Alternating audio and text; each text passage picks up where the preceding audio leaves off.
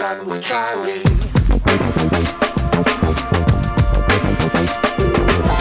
Riding shotgun refers to the practice of sitting next to the driver in a moving vehicle. The term riding shotgun came around after the time of the stagecoach, when somebody used to sit next to the driver holding a shotgun, in case they ran into bandits. My name is Charlie Cook, and I drive a lot. I like to talk to people while I'm driving, so I interview people in my car while I'm driving. Welcome to Riding Shotgun with Charlie.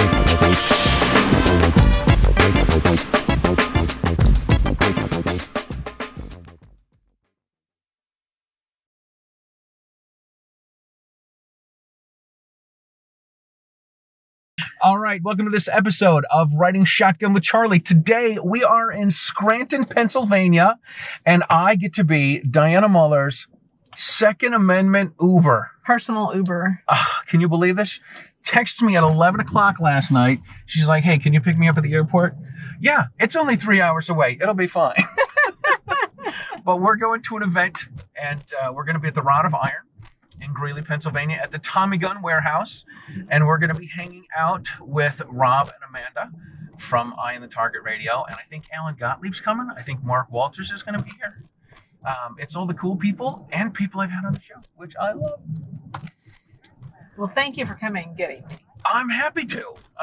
It was either you or Kelly, or I guess I could have rented a car, but you know, when you get to my level, you have people drive you. Right. You have people, and they come get you, which is cool. So how have you been? We had you on the show a few years ago, and obviously we run into each other and all sorts of things. In D.C., now we're in Pennsylvania. That was fantastic. I know. Yeah. I have been busy. I can't believe it's October. And we just got back from Washington, D.C. on our big trip, our big fly-in. Now I realize that everybody else does this and they call it a fly-in. So it's our annual D.C. project fly-in that we just completed a couple of years ago. Yeah. Sounds so impressive. Yeah, we fly in. I'm getting the lingo of the D.C. swamp pit. Right. Down, yeah. But it was a fantastic trip. I'm super happy with it. We haven't been since 2019. And so it was refreshing to be there. There was some leftover COVID stuff, mostly, the Second Amendment's not partisan, but the Democrats make it really difficult. Their national platform is against gun control. So we really need Democrats that are... It's for gun control. They're against guns. Oh, yes. Language matters. Gun control. We need anybody who listens to Charlie, Riding Shotgun on Charlie, that is a Democrat. It's really, really important for you guys to voice your opinion and go to your legislators and say, this is a no-go, because the Second Amendment is a nonpartisan issue. It is a constitutional issue, and it should be viewed as such. And why the Democrat Party has such a problem with this, it's crazy. And that the masses don't recognize that this is to control you. It's all about the gun control. It has nothing to do with your safety. Is blowing my mind. People are so busy being spoiled and living their lives of Riley. And I don't care what demographic you're in. If you live in America, you are spoiled compared to 99% of the rest of the world. Right. So people don't realize that. They want to get mired down and how bad they don't have it, or they don't have the newest Nikes, and they're willing to give up their freedoms in order to have, the app an Obama phone. And I'm disappointed in our country, and I'm hoping that there's enough people that understand what this country means to stand up and be active. I mean, there is no more time for us to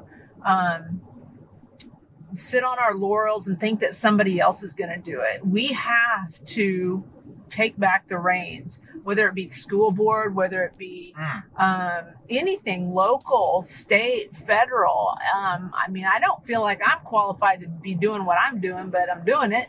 Right. And I'm learning along the way. And that's the coolest part of watching women come into the DC project, because like we had several new people go to DC with us. Yeah. Some state directors couldn't make it, so they sent surrogates.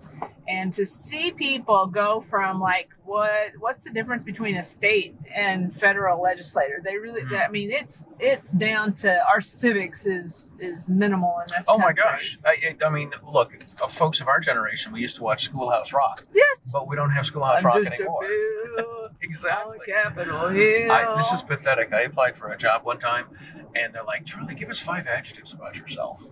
And I'm like, oh, conjunction, what's your function? Like, I started going through lolly, get your adverbs here. I couldn't come up with a song for adjectives, so I didn't come up with any adjectives, and I didn't get the job. Aww. Just as well. That's funny, though. But yeah, our schools have definitely dumbed down our civics and our kids. And you see it all the time on social media when somebody will go out with a microphone and say, hey, what's the Emancipation Proclamation? And they're like, who fought in the Civil War, or who fought in the Spanish-American War? And they can't even answer. They can't even hear the questions. There's one that I saw where somebody said, the guy asked the girl, this is the guy that's in Times Square, right? Mm-hmm. Yeah, he asked the girl, what language do they speak in Idaho? And she's like, Idahoan? Like, you gotta be kidding me, man. Yeah, so it's a sad state, but honestly, it's up to us, you, me, and everybody listening, to right the ship. And whether that be in your local races, whether that be, okay, now let's talk about this. You like songs, you like music. Yeah. The gun community has a huge choir. They don't know the words to the song. To the Star Spangled Banner? They hum along to the Second Amendment song, but they don't know the words to the song. So it's really going to be up to every choir member to learn why. Watch here. I'm watching. Uh-huh. I'm watching. It's really up to every choir member to put in the effort to learn the song and practice the song. So we need to know why we believe what we believe. And if you can't articulate that, if you don't know why you oppose universal background checks, you can't be effective in communicating that. Right. The choir, we have to educate the choir, and the choir members have to be receptive to doing their part. To learning the words to the song and not just humming along. Right.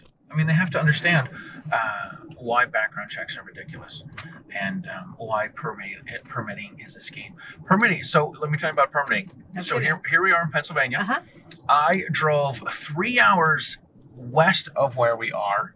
I spent 1 hour in a sheriff's office waiting to get a Pennsylvania carry permit, and then I drove 3 hours back this way. And now, why can't you get it closer to where we are? All right, here's why. They only do non-resident permits at the county sheriff level.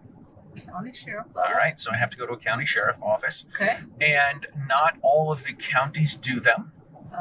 Not all of the counties do them in a day. Mm-hmm. So you had to shop. Yes. And this was the closest shop you could find. This was in the area. Yeah, the things in Wayne County and Pike County and Lackawanna County. Lackawanna. I just like to say that. They either weren't doing non-resident permits, or it was going to be one of these things where I go in person and fill out the application. Then they snail mail my references. Once they hear from the snail mail from the references, this isn't America. Then hold on. Then they contact me and say that my permit's ready, and then I have 30 days to go pick up my permit. So I'm like, okay, so do I take a 3-hour drive to Pennsylvania to fill out the application, be here for the weekend, and then go home, and then come back again and do another trip in, who knows when. Yeah, so you just got it done. Let's just do it all in one day. Well, I'm glad it all worked out. Me too. So now I get to carry legally in Pennsylvania. Pennsylvania doesn't accept the Mass license or the Utah license. I didn't know Mass had a So, license. And we do have a license. We used to have 3.5 licenses, which is Explain ridiculous. that. All right, I'll explain it quick. The half license to me was the license for, are you ready for this? Pepper spray. Used to have a permit for pepper spray, but they got rid of that Wow. in 2014 or 15. They really hate us. Yeah. Then we had a license to carry. They called it a firearms identification card, which allows you to have non-large capacity rifles and shotguns. And you can get that at 15 to 20 years old. Oh, look, we're here on President Biden Expressway. Right. Oh. Yeah. Don't get sick. I need a motion discomfort receptacle. Ugh. Did make me ill. And then we had a license to carry Class B, which allowed you to have large capacity rifles and shotguns and non-large capacity handguns. And they finally got rid of that a couple years ago. And now we just have the license to carry, which allows you to have large capacity rifles, shotguns, and handguns. Oh my. But, uno momento, por favor, you can only have a large capacity magazine if it's made before September 13th, 1994. Yeah, it's the bizarro world. And you just made me want Mexican for dinner tonight. All right. So, anyway, it's yeah. It is encouraging to see how many states, we're halfway there to getting constitutional carry. Yeah. So that's encouraging that that there might be a little bit of ebb and flow of getting back those rights. So somebody's doing good work. We're doing good work somewhere. Yeah, it's all good stuff. Yeah. So DC Project was in DC? Yeah. For a fly-in. Yes, we were. Now, you also had the opportunity to fly in and speak in front of Congress a couple times, right? Well, yes, but I testified the first time in 2019, and that was on the assault weapons ban bill in the House Judiciary Committee. And then the second time was in the House Judiciary on a much broader topic. I remember there was like 12 pages of written testimony that I submitted because it was like, everything in the kitchen sink. Yeah. So I wrote a total novel in like 2 days. And that was in 2021, April, May, June of 2021. And yeah, this year we had a couple of other, Holly Sullivan from Connecticut testified earlier this year. And then we had one more testify. And then we had Gabby queued up to testify and won. And she didn't get picked. But that's been a kind of a caveat to what we're doing, and I recognize the value in it. So right now I'm trying to compile and catalog stories. Let's say a red flag law hearing comes up and blah blah blah. Yeah. So maybe I have all the women who have experienced domestic violence and what red flag would mean to them. Right. So it's almost a catalog that the ranking member or whomever is in charge of inviting witnesses can kind of peruse through and say, this story is what I'm looking for right here. And then preparing the girls or even the guys. I helped Chris Chang testify for his hearing. But getting people from our team queued up and prepared to testify is a huge, we need to put forth the best people. We need to prepare those people to do the best that they can. Absolutely. Yeah. Absolutely. And it's a nerve-wracking thing, you sit in front of the world, it seems like, with cameras and right. It's all and you saw the fallout from, I will not comply? No, the fallout from the I will not comply too. But the CEOs that, they got the curveball question of, do you want to, disband the ATF? Right. And they're like, no, that's not what we're doing here today. But all of our crowd, not all of our crowd, but a lot of our crowd was just throwing tomatoes at them, and I shoot for Daniel Defense, and I recognize what they do for the Second Amendment. They are a huge player in the Second Amendment, and whether you can disagree with the answer, but you don't just start trashing people on social media. Send them a private message. You criticize in private, and you praise in public. Yeah. So our community really needs to take a step back there and stop calling each other names.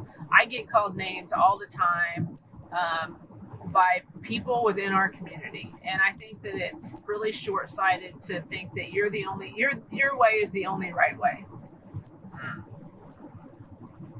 That's a good point. And that we're not on the same team because I disagree with you. Why would you kick me out of the boat because you disagree with one of my stances? Right, and this, to me, like bigger picture stuff, this has to do with how we've become as a society. Oh yeah. If cancel culture. Yes. We're doing the same thing. Oh, that was a good move. I approve. I try to be fashion. Uh-huh.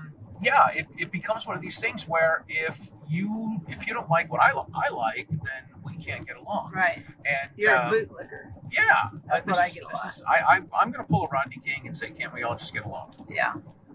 I showing your age there, by the way, 1992. Thank you. We have to get along on our side because the anti-gun folks, I don't know if they don't get along, but they get along well enough. They toe the line. Oh, they yeah. do. And they're not going to kick anybody out of the boat. No. And when something happens, when there's a shooting someplace, they're all right there ready to go. They've got their talking points. They've got their... Let's talk about that. Our responses to tragedies. Because the antis think that they own tragedy, and they don't. We have so many women in our organization, and so many women that I know across the board from the firearms community that have either been a victim or been... they've had tragedy in their life. And they recognize that the firearm isn't the problem, that it's the people.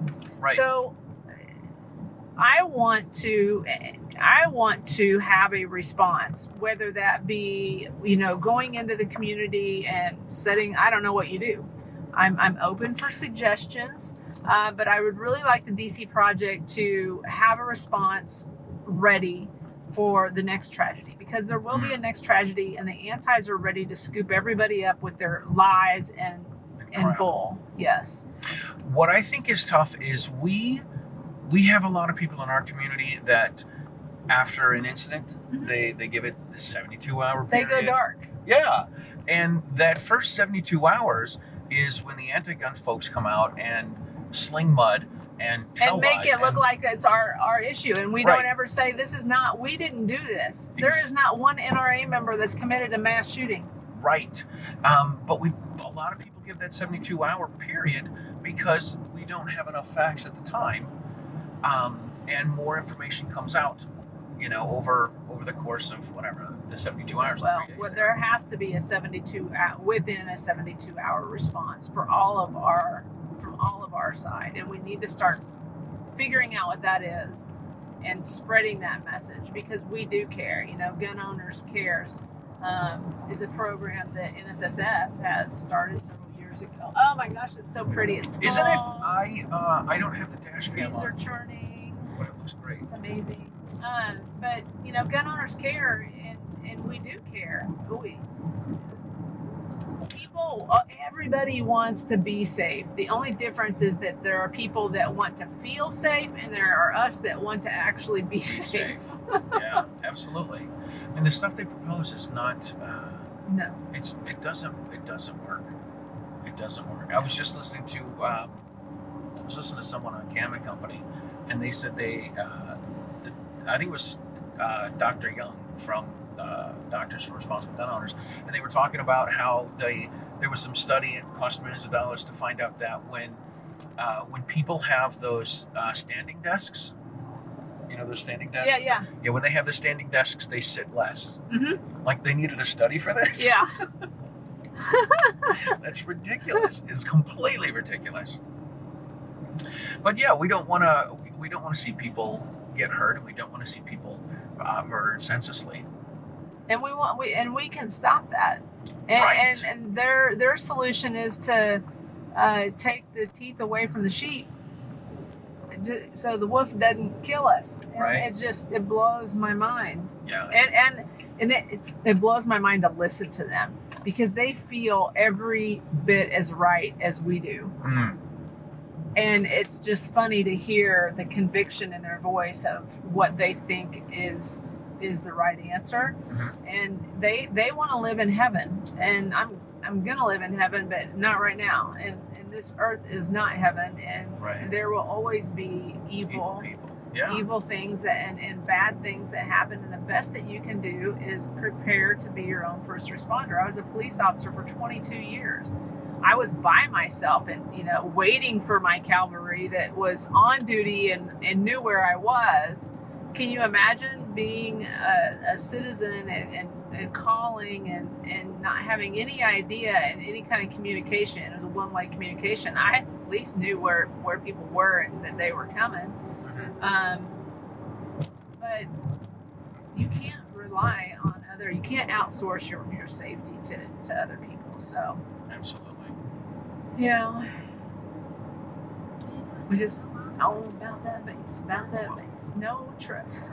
Is that you? I did. I plugged into your deal. Nice. I'm gonna get a strike on YouTube for Megan Trainor coming from your phone. That's funny. That's good. I'm still doing it. Yeah. Oh my I'll shut her goodness. up. What else do you want to talk about? I want to talk about something that you've been doing for the last few years to help people be better at doing media. Effective communication? Effective communication, but I want to talk about the Ambassador Academy. Yeah. You should come. I need to. Oh my gosh. I got to start selling a lot of feet pictures before I can afford to go. But this is shocking to me. Nobody's interested in Fred Flintstone. So, yeah. So the Ambassador Academy is something that I've thought of for years. When I came in the firearms industry about 2008, 2009, 2010 timeframe, I have had the opportunity to be on Shooting Gallery, Shooting USA, all these media sources that were great opportunities, but I wasn't prepared. I wasn't ready. Michael Bain was using us a lot, and I was like, Michael, I want to get better at being on camera. And he's like, oh, don't worry about it. You're doing a good job. And I was like, no, I get this. I have an outdoor channel. I see the show. I see me on TV, and I suck. So that's kind of what I've always wanted to take training, media type training. And that's where it started from way back then. Mm-hmm. And then there was nothing. I didn't know of anything. And I'm like, well, then, we ran into WAFT, West Orlando Firearms Training, or where our families train. It's right outside of Orlando, Florida. And we started training there as we were students on the scenario and low light and that kind of thing. And then we would be the trainers on the live fire stuff. So we kind of swap out services. Mm-hmm. And we started training at his place, and his place has done nothing but explode. Waft.com. Check it out. It's like the best thing since sliced bread. I was like, you have to open this up to everybody. Because when I met him, this was something he did once a year that for his own little tribe, his friends and his family, that he would put on these scenarios. And I was like, this is fantastic. So we call it Tactical Disneyland because it's more like a resort than it is a range. And that's where we have the Ambassador Academy. So I had the venue, I had a great venue, and then I just had to, we hire subject matter experts in filming and editing, social media, Second Amendment kind of talking points. So we have all of these experts under one roof, and we make a week of it. It's 5 days, Saturday to Wednesday. That's really cool. It's really like drinking from the fire hose, and everybody who comes through says that it's like big kid camp, and they love it. That is awesome. So what kind of stuff do you do when you tell someone they need to to work on their social media? Well, our social media and analytics and strategies also incorporates a little bit of business strategy, because TJ Kurgan from Tactical Shit, he's one of our instructors, and he's a phenomenal mind when it comes to business development. So if you've got something, let's say riding shotgun with Charlie, he would ask you, you would have a session with him. And then we also have Beth Walker, who is in the DC project, but she's a phenom when it comes to social media, and she talks about creating and tags and how these platforms work, because social media is a huge asset to companies and to individuals and brands that we need to be able to take advantage of. Now, are we censored? I'm totally censored. I've just been slammed over the past couple of months. My reach was like 350,000 for months on end. And then I just got slammed at 28,000. So I don't know what to do about that. I just keep my head down and I keep doing what I do. That is exactly what my attitude is. Yeah, and it may not be the best strategy, but I haven't had time to take the class because I'm always busy mother henning everybody who comes to the class. So I might get a portion or something, but I really haven't gotten to sit down and pay attention to all of our instructors.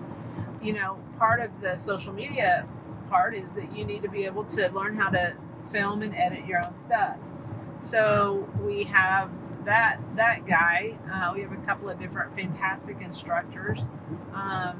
And then we do a lot of interviews, whether it be podcasts. Amanda Suffolcool has been doing our podcast stuff, giving you tips and practicing with you. And then we have hostile communications, more like the interview and how you talk, how you can defend those Second Amendment talking points. Practicing that. We have 3 professional photographers that we have basically photo sessions, and that always turns into a hoot. Some margaritas come out, and that's fun. Yeah. But it really is drinking from the fire hose, and we cram a lot into a little bit of time. A week sounds like a long time, but for what we get done, and we go into the night sometimes. Yeah. Beth last year, Beth said, I'll go over maybe Canva or some sort of software that helps design. So the entire class stayed for another 2 hours after dinner. And Ryan is our chef. My husband is our chef. And we've actually incorporated, because he cooks breakfast and lunch. That's breakfast and lunch is provided every day within the registration fee. And we've incorporated 2 dinners because we can't get people. All the years we have to kick people out at night. People won't leave. So now we have breakfast and lunch every day, and then we plan 2 dinners throughout the week. That's really cool. So that is really cool. And you guys only do it once a year or twice a year? We do it once a year right now, and the next one is February the 11th through the 15th.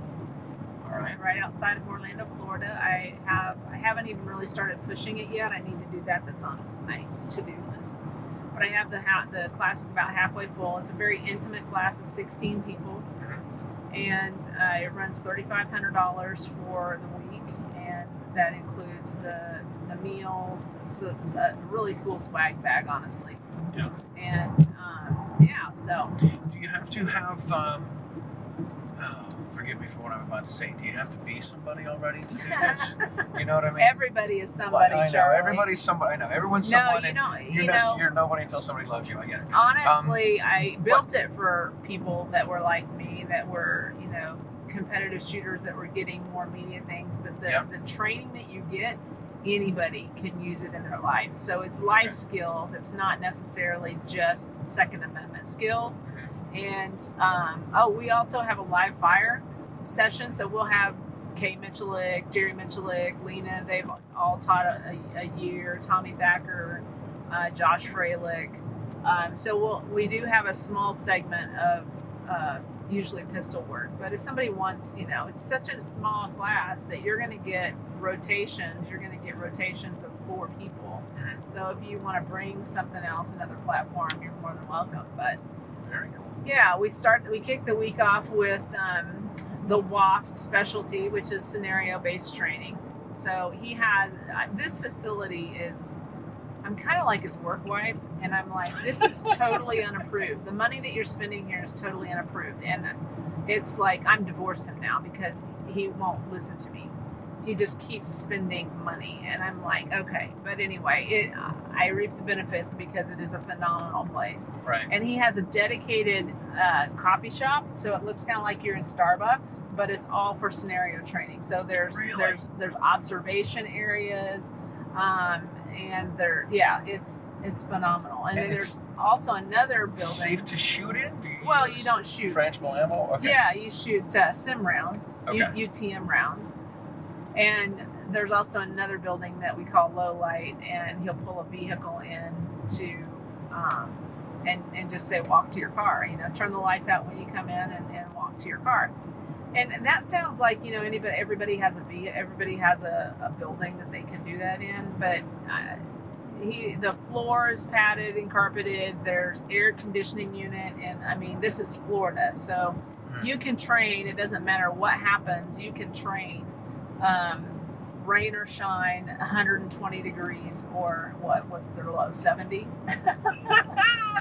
But it's a phenomenal place. So we start the week out of the Ambassador Academy with one day of that kind of training. We do some hand-to-hand stuff, and nothing like a little combat to bring people together. So people who don't know each other will still feel like a group when they're done, and then that kind of sets the tone for the rest of the week.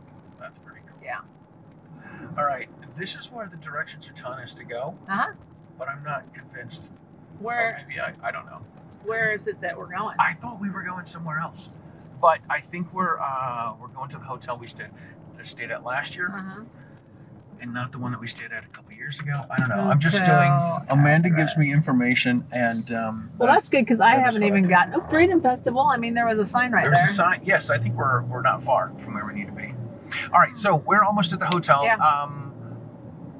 Let's wrap things up. Okay. How can people find you and the DC Project and everything else? Okay, I would love for people to, how social media is important and numbers are important. So I'd love for you to follow me on Instagram as Di3Gun, the number 3 and gun, Di3Gun. And on Facebook, I'm Dianna Muller, 3Gun.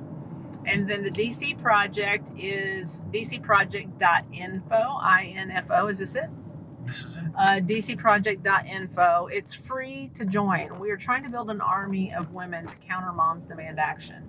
So just join for free. Did I mention it's free to join?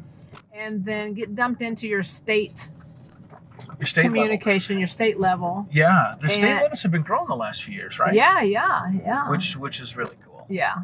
So anyway, and then we're on social media as well. the DC Project on Facebook and DC_Project